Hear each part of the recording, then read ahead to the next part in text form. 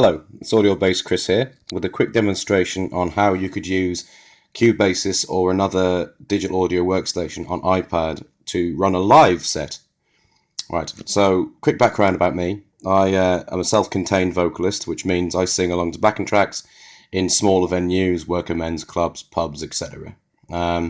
It's just me, my setup and my own PA system, generally in a venue.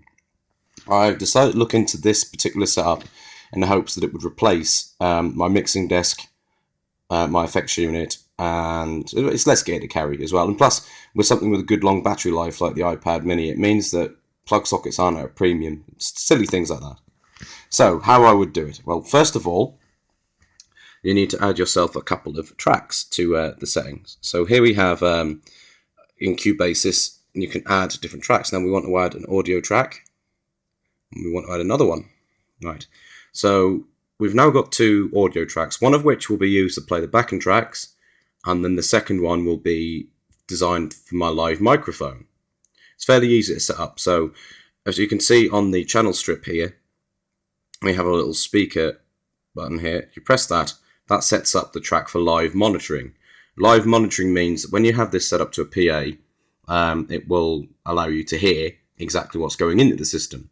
So it's a live vocal input, and you can add effects and stuff which are then processed on the fly via the iPad and then sent straight back out. So now I'm going to show you how to add some tracks to the mix. So as we've gone to the media button here, which opens up the inspector, and then we go from there to audio. We'll close the drum loop setup, and here we have some audio files which I've imported already. Very easy to add files. You can either add them via iTunes file share, or you can import them from your iTunes library on your iPad, or you can import them over Wi-Fi. It's got a Wi-Fi server set up, and you can just basically send MP3 straight to the program. Once you have a file on here, however you want to do it, you just tap the speaker icon, and then you drag it to where you want. It'll then convert it. If it's an MP3, it has to convert it down. It doesn't take long. Well, it's an MP4 in this case. And now we have a backing track on the timeline. To shrink the timeline, it's a 2-finger pinch. And you can use this scrub bar to jump back and forth along your set. So we'll go to the very beginning. We'll press play.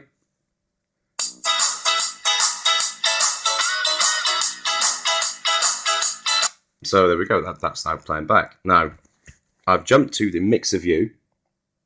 Just tap that button there. And we now have control over the volume of stuff. So I'll press play again. Track 1 is our backing track, so up and down. This does have the normal iPad controls where you put your finger on it and then you can move your finger off to the side while still moving up and down. So that's how you control your volume. On your mic track as well, it does exactly the same sort of thing. So now that we've got a input signal that seems to be working, I'll explain how I'm going to get a live signal into the iPad in a minute. As you can see, it's picking up from the inbuilt microphone on the iPad at this moment in time, just because the live monitor is turned on. But if I turn it off again, there we go. It's not listening anymore, but that's live input. Anyway, we'll come back to that in a second. What we want now is generally with a mixing desk, you plug your signal in, you then test the volume, and then you adjust your EQ accordingly. So we do have EQ facility on here. If you tap on the audio track button here, it basically pulls out this slide drawer, and on insert effects, we have a studio EQ set up with a big pat button to bypass it or turn it on. Press E on there, and as you can see, it gives you a full EQ graph, which is set up as well. It's set up as like a 4-point EQ. So most mixing desks have a 4-point EQ with 3 faders and a slider. This is a very similar concept. If you have a graphic EQ on your desk, which is a selection of faders, but then this is basically the same thing. You just drag the setup to the graph that you want.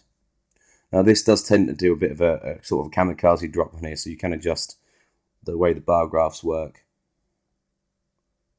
There we go. So we need to take a little bit of the bass out of the system there. So drag that one down, and as you go along, there's your mid-range frequency. That's bringing a little bit more mid to add a bit of crispness to the vocal, and we'll take some of the top end out because we don't need that much high end on a mic. So once that's set how you like it, you just tap anywhere on the screen out of there, and it'll just make it go away.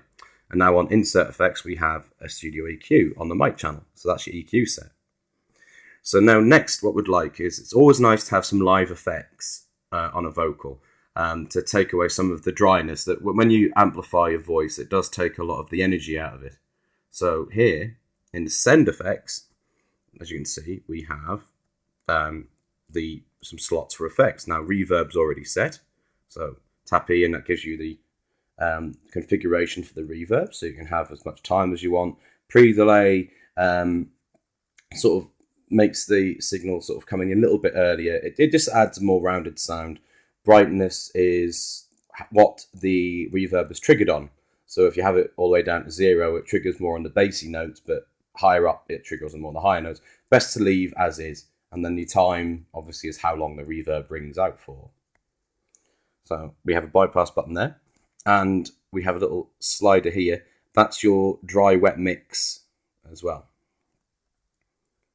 Now, we've got reverb. Now I could do with a bit of delay, so tap that, and it brings up all of the effects that are available. As you can see, there's quite a few here as well. Chorus, flanger, phaser, reverb, and etc. So we want a delay. So we hit delay, and again, first of all, it brings up the setup there. Feedback is how many times it'll delay. So if you've put it all the way across, it'll be going delay, A, and whatnot. We'll just leave that as standard for now. And as you can see, it automatically armed it, but we'll bypass that for the second. Now, send effects work like send and return on your desk. So these you can basically send as many things to these one bus as much as you want. So I can send 4 or 5 different tracks to this one reverb, and it doesn't really require any more processing, which is important on a small device like an iPad, because as you can see, there's a CPU meter there. That's just below 50%, and it's not really doing anything. So I mean, it doesn't really cause too much hassle. I'll play a track, and as you can see, jumps up a little bit, but you don't want that getting too close to full, because then you'll get skipping. But like say the iPad mini is more than capable of handling 16 channels of audio without any major problems. But like you say, the more processing you do live, the more of a strain it is on the system. So here we have a backtrack. What I'm going to do is just demonstrate the onboard effects. I'm going to add the reverb and delay to the backing track itself. So press play here. We'll add the reverb now. Mixing in and out. Bypass it. Delay.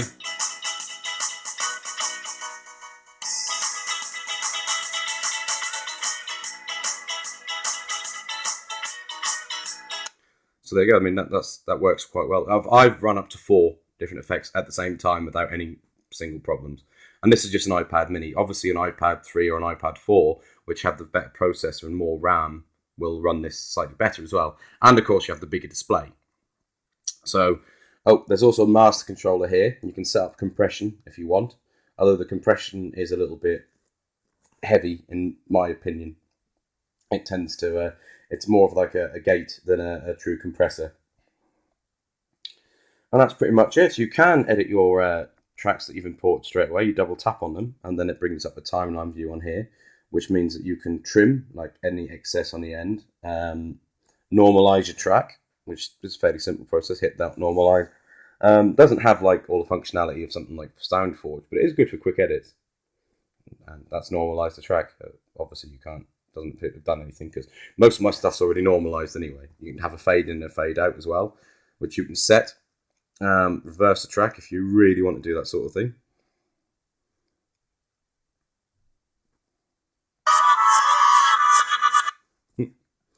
And of course, if you do something stupid, you've got an undo button here, which you can hit, and that'll And that undo works for everything you do, even if you change volume. So if you change an EQ setting and it suddenly starts sounding awful, hit undo, it'll take you back to where you were. So you can disable your tools menu when you're not using it as well to give you a bit more screen real estate.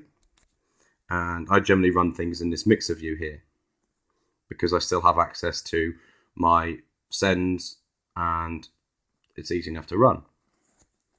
In the setup menu, you've got lots of things that really aren't particularly relevant to what you'd be wanting to use. The polyphony that's for MIDI. Background audio, if you want to jump out of Cubasis while the track is playing, then you want to leave that on. So if we play the track, I can go back to my desktop view there. Quite handy if you wanted to suddenly look up lyrics for a song somebody asked for and you didn't have it. There's not an awful lot more to explain. Oh, about the input. Now, I use this with an iRig Pre. Now, an iRig Pre is a very small box which gives you an XLR input, so you can connect a normal lead mic straight into an iPad or an iPhone even. The XLR terminates in a little headphone jack that goes in the iPhone or iPad's headphone socket. And then it also gives you a separate out. So you take a separate out from there to your PA system. And that's pretty much all you need gear-wise. So I think I've jumped on pretty much anything. If you have any questions or queries about what I've said, feel free to hop on and put a comment in the question bar. Subscribe if you like. I do infrequent videos, but they're generally me doing things in a slightly backwards way, which is always interesting. Generally failing, but you know. And I must say I recommend Cubasis. It works very well. Another very good DAW software for the iPad is Auria, which I've used, but it's not quite as pretty as this, and it doesn't give all of your settings in one screen. But I would argue it's a slightly more powerful system.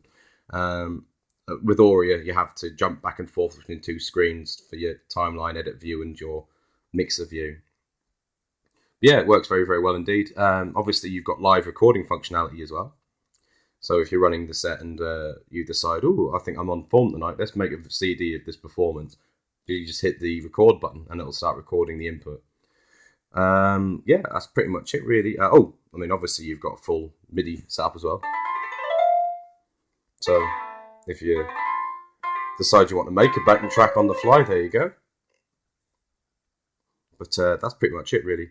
Any questions or comments, feel free to jump into the setup and ask me. In the meantime, I'm going to say thanks very much. My name's been Allyourbasekris, and I look forward to seeing you again sometime soon. Thank you and ta-ra.